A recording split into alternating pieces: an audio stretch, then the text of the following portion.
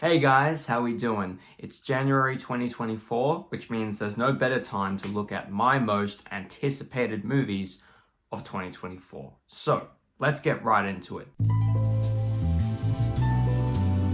Megalopolis, directed by Francis Ford Coppola. Of course, a legendary filmmaker, needs absolutely no introduction, and that's why I'm so very excited to see this film, because this is just Francis Ford Coppola putting in more than $120 million supposedly into this gigantic film with just this loaded cast. And sometimes I think that when films boast these loaded casts, a film like Amsterdam, for example, it kind of just fails miserably and feels more like it's just trying to distract us from how bad the movie actually really is. But the thing is, I have every bit of faith in me that Francis Ford Coppola can give us something very awe-inspiring and something very deserving of its gigantic cast.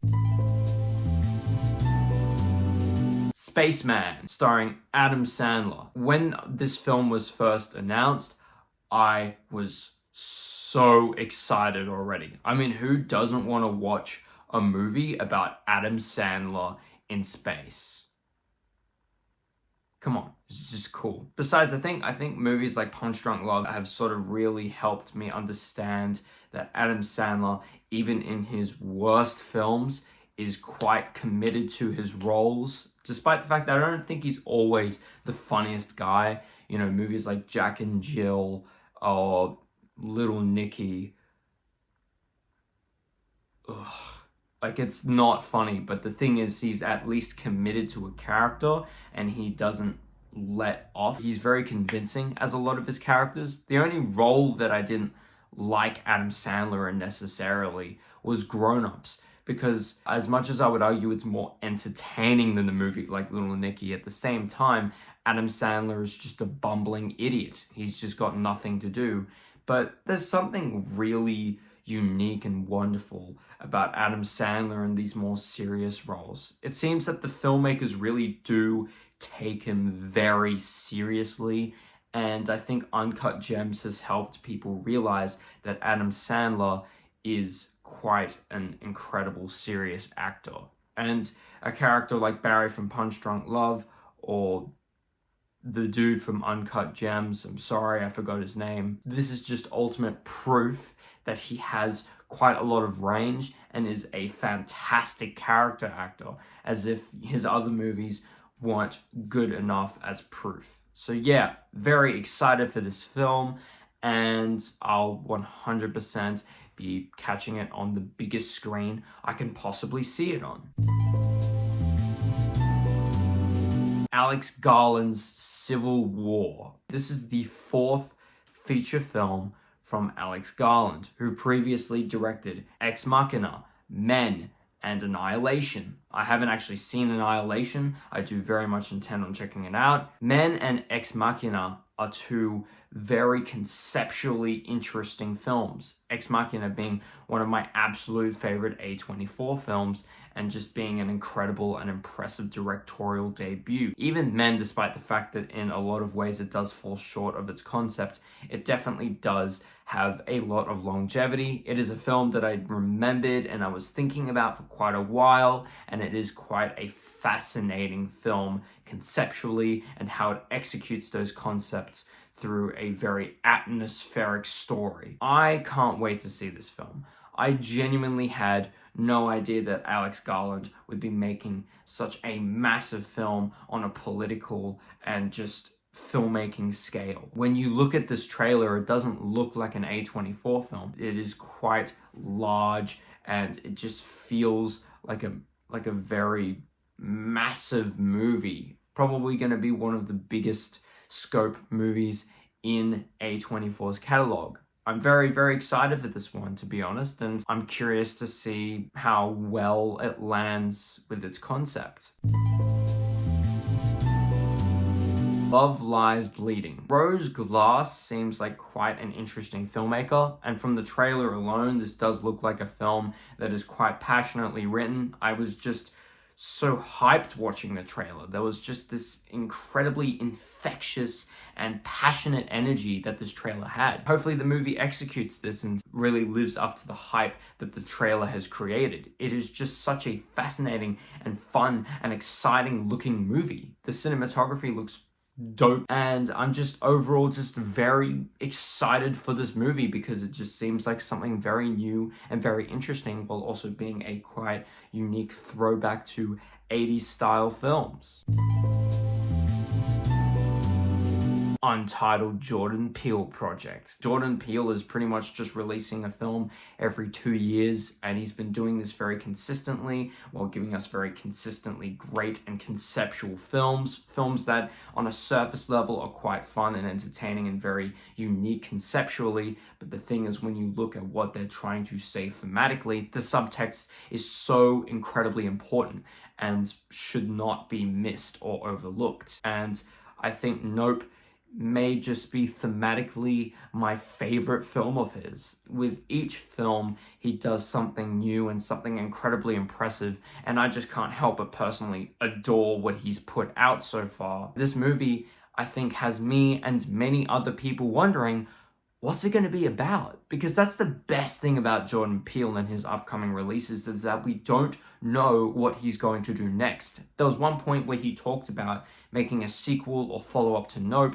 and I was just kind of shaking my head at that because I just genuinely felt like Jordan Peele could be doing something so much more interesting than that, while showcasing his ability to stay consistent and very conceptual. I was looking forward to the idea of him just evolving more as a filmmaker, which I think has happened, despite the fact that overall I think that Get Out is probably his best film. I think that he has strayed more and more from the horror genre, and he's done so in quite an interesting way. So for his next film, I think we're all wondering what he's going to do, and I'm very excited to see what he does.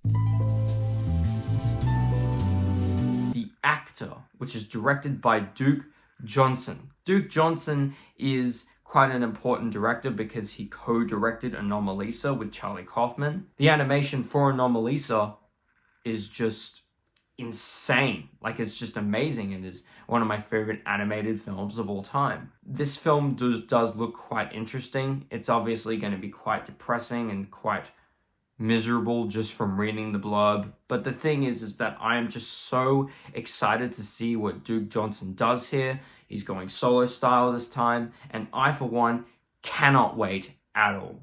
Very excited for this one.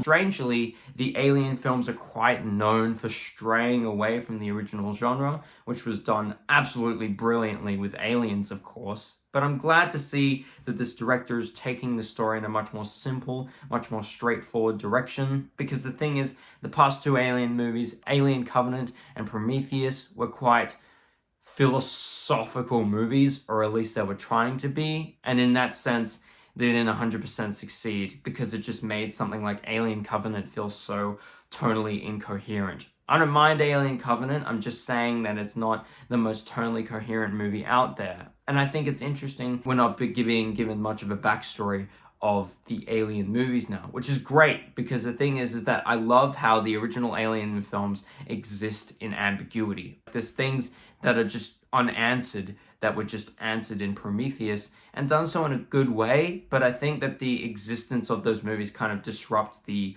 ambiguity of the original film. And the thing is I'm glad that this movie is just going to be returning to the roots, returning to what we love about the Alien films, and there's quite a lot of potential here. So being excited for this movie, you know, a part of a franchise that I've been adoring since I was a kid, being excited for me is just an absolute understatement. Polaris, directed by Lynn Ramsey. I love Lynn Ramsey, man. I love her. She is probably one of my favorite directors of the 21st century. You Were Never Really Here is just such an incredible movie. Honestly, I just think it is one of Joaquin Phoenix's greatest performances. It is just such a mesmerizing and unflinching film. It's disturbing, it's quite sad. The violence of the film is quite sparse, but it really hits hard when it happens. The cinematography, amazing. Polaris is a quite exciting film. Whatever Lynn Ramsey is cooking here, I just don't know exactly what she's doing, but I'm very, very excited to see what she is doing with this film. Of course, directed by Robert Eggers, and we've seen little snippets and little images here and there, but the thing is, from the get-go, from the concept, this looks awesome. I heard about this movie before I heard about The Northman. I looked online and I saw that this film was announced. I was much more excited about this than The Northman because I had just seen The Lighthouse, and The Lighthouse is one of my absolute favorite A24 films and probably one of my absolute favorite horror films of all time. The Lighthouse was an incredible movie, of course, and Nosferatu just looks like a very interesting movie. It just looks like it should work. It's Robert Eggers directing the infamous vampire film. Paul Thomas Anderson. I love the dude. Look, he's just such a unique director working nowadays. The fact that he has just continuously evolved stylistically, thematically, in writing, he's just matured so much as a filmmaker. And he took a little break from that with films like Inherent Vice and Licorice Pizza. But the thing is, I'm just excited for him to return to making more mature and ambitious films thematically. The Master and Phantom Thread are two films that really represent his change and evolution as a filmmaker. Need I mention There Will Be Blood, which is just his greatest directorial achievement that he has ever put out. And the thing is that a new Paul Thomas Anderson film, it's a wonderful thing. It's wonderful news, and to be honest, I don't think that there's any film that could ever top this list than a Paul Thomas Anderson movie. His films just mesmerize me to the absolute core. When I watch his films, I remember when I first saw his films at 15, 16 years old. And the thing is that I didn't entirely understand what was going on during a film like The Master or Phantom Thread, but one of the main things that I understood, these would be films that when I return, I understand so much more thematically. Nevertheless, I'm always inspired and very fascinated by a film by Paul Thomas Anderson. It's just that he seems to continuously make films that are quite conceptually very interesting. He gives you a film and he allows you to actually try to take in what the film is trying to say thematically, despite the fact that a lot of his films are quite angry, quite bombastic, and quite insane in energy. He doesn't really do these things in a very melodramatic way. He's quite grounded and he's quite real with how he directs his actors. And the thing is that the acting isn't even my favorite part of a Paul Thomas Anderson film.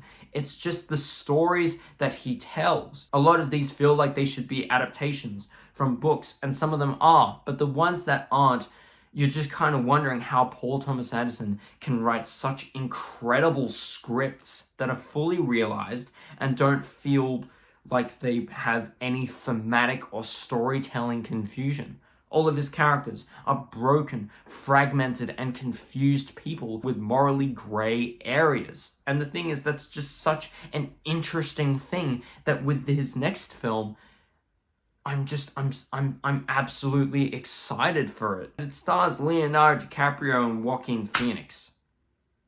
Like, as if this is a recipe for anything other than, hopefully, a legitimately great movie. Because I don't think I have ever seen a film by Paul Thomas Anderson that I would consider average, aside from Heart 8. Because aside from that, he's just such a master filmmaker.